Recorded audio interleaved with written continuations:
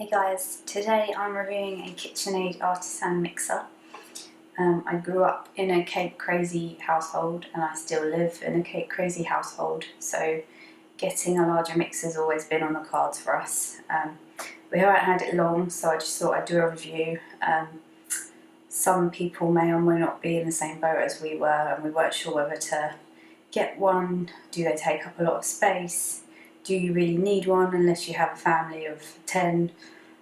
So hopefully this review will help you make a decision. You can see the basics of what you get and some of the little extras as well. If we get started, it obviously comes with the cast iron stand. This thing does weigh a ton. Having said that, it's actually one of its biggest selling points. It means when you are mixing, nothing moves at all. So it's well made. The stand has a lever mechanism, which I can show you now. It's really easy to use, this bit. You just slide it to one side and lift it, and you're going to do that every time you need to change your attachments. With the standard set, you get 4 attachments, so I'll go through those now. You have your standard bread hook, good for doughs.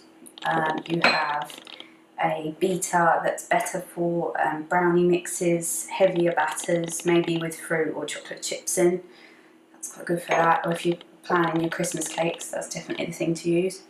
A nifty one you didn't tend to see in the shop, but it came in the box.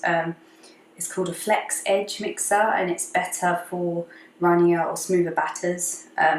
It whizzes around the bowl, so there's less scraping at the end before you put this in the dishwasher.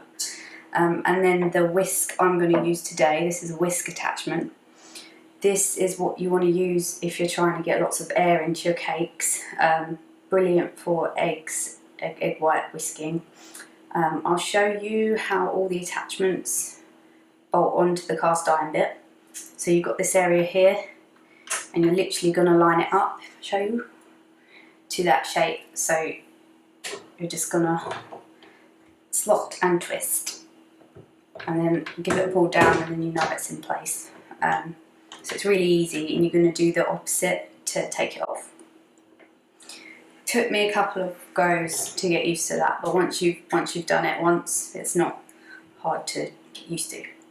So with the standard mixer, you also get this bowl. This is a 4.8 litre bowl, and you can get up to, I'd say, 2 batches of 12 muffins or 2 standard size trays of brownies in this. So if you get a recipe for 12, I've doubled it up and it's fitting here no problem. The mixer's been able to mix the batter and it's been fine. These bowls all have a twist mechanism, so they lock into the cast iron body and then they don't move at all. You're not going to get cake flying everywhere. So to release your bowl, you're just going to twist it anti-clockwise to unlock, and you've got simple grooves here to fit the bowl back into. And then you're going to twist clockwise and then you're locked. So maybe just double check that before you start whisking. The KitchenAid has 10 different speed settings, so I'm just going to have to rotate this around for you to see now. Here you can see you've got 10 speed settings.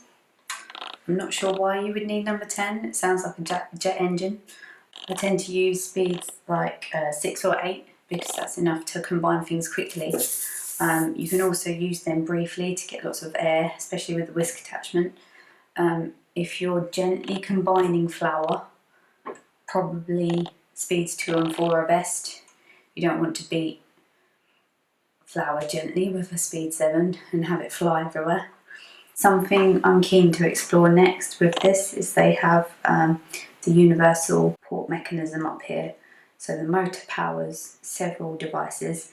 They have pasta rollers, pasta cutters, mincers, vegetable shredders, juicers, you name it. They've probably got a bolt on for it. It's just a motor that powers anything and everything. They start from around £499. This one is from John Lewis. It came with a summer deal and 2 years John Lewis warranty.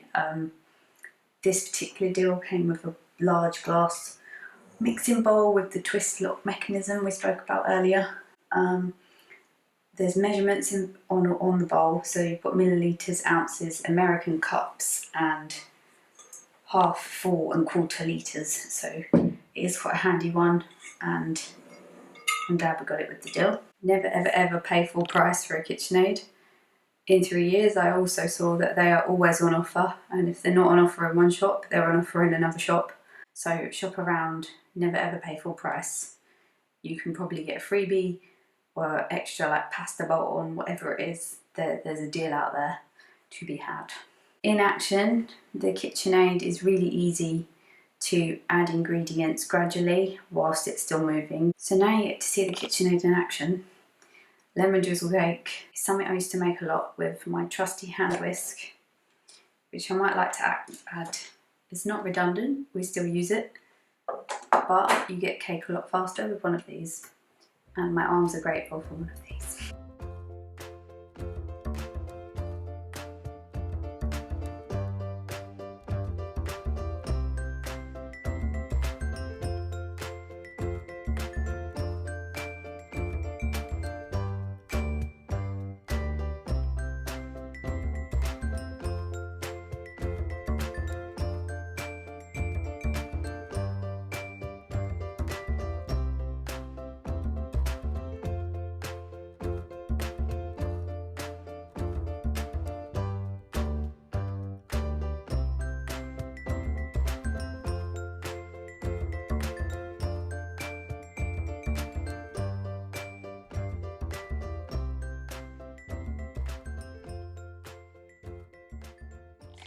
That's it from me today, guys. Thank you for listening. I hope you found the KitchenAid review quite helpful, especially if you're looking to get one or you know someone that is. I think overall, it's not until you use one or you see one, go in the shops, have a play around, that you realise how well made they are and the money is worth it. I wish I got one sooner.